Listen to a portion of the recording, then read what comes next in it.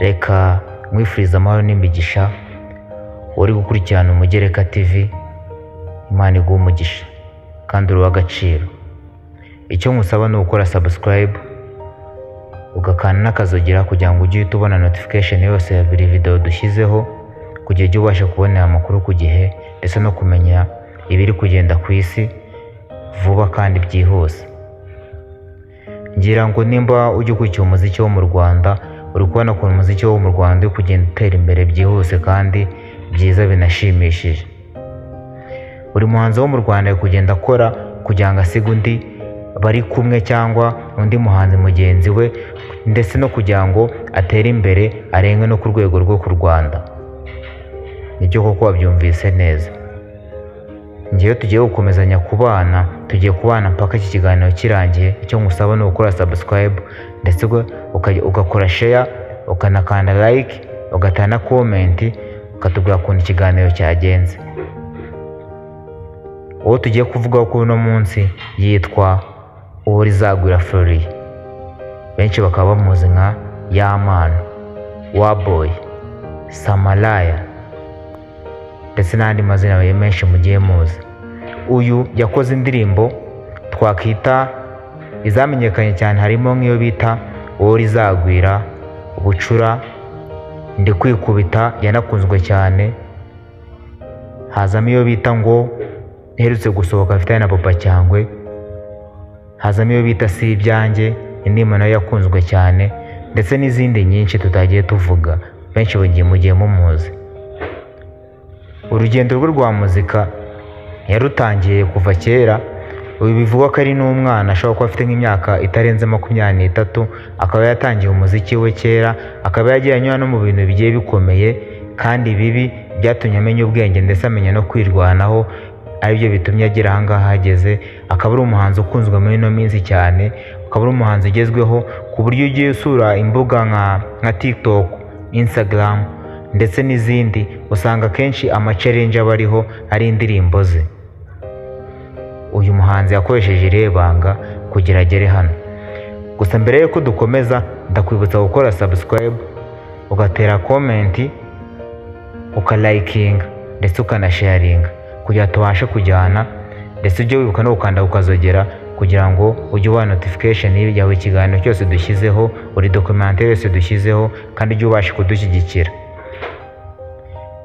Uyu Yamano cyangwa se Uworizagwira Florie akaba ari umuhanzi wakuriye mu karere ka Rusizi, akaba ageze aya masaha ari i Kigali. Gusa akaba ariho yagiye gukomereza kariyeri ye y'ubuhanzi, kandi bikaba ari byo binamufasha mu kugenda atera imbere. Uyu ni umuhanzi rero uzi kwirwanaho, ufite art, afite n'ubugeni burenze, kandi akaba bukoresha afite n'ubwenge. Ibihangano bye wumva ko agenda bishyiramo ubwenge bwinshi ku buryo nta kindi cyiza gisa n'ikindi.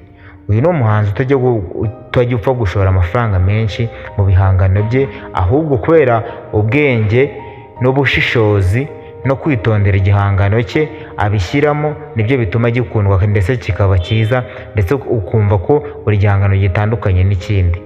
Uyu ni wo bita Uworizagwira Florie cyangwa se Yamano, Waboy, Samalaya. Uyu ni umuhanzi benshi bagiye bamuzi, benshi bagiye bamukundira ku mvugo ye, ukuntu yitwara, ukuntu yitereye, ukuntu yimerera, ndetse n'umutima mwiza yigirira. Ni umuhanzi utajya ukunda ibintu by'amatiku, utajya ukunda ibintu byo gushyambirana ndetse n'abandi na bagenzi be, ndetse ni n'umuhanzi uba yifuza gukora akanagera kure, wumva ko n'ibitekerezo bye bitekereza kure. Uyu ni Yamano, Waboy. Ni byinshi twajya tumuvugaho mugiye mubizi. Yagiye akorana n'abahanzi benshi mu Rwanda, yakoranye n'uwo bita Papa Cyangwe, akorana na Fireman, akorana na Ivan Impano ndetse n'abandi benshi. Bagiye bakora indirimbo zagiye zikundwa ziba hit. Muri izo yo twavuga nk'iyo afite na Papa Cyangwe ukagusura bita ngo, ndetse n'iyo afitanye na Fireman bita Zikana. Izo ni indirimbo zagiye zikundwa dore ko atari n'iza kera, ari indirimbo zisohotse muri bino bihe kandi wumva ko ari indirimbo nziza. Uyu ni umuhanzi ushyiramo amagambo akenewe mu ndirimbo ku buryo wumva ko indirimbo ukumva ni nziza, iri kugukurura ugendeye na title iba ifite cyangwa na topic iri kuvugaho. Uyu muhanzi ntawe twatinya kuvuga ko ari we muhanzi uzahagararira u Rwanda mu bihe biri imbere.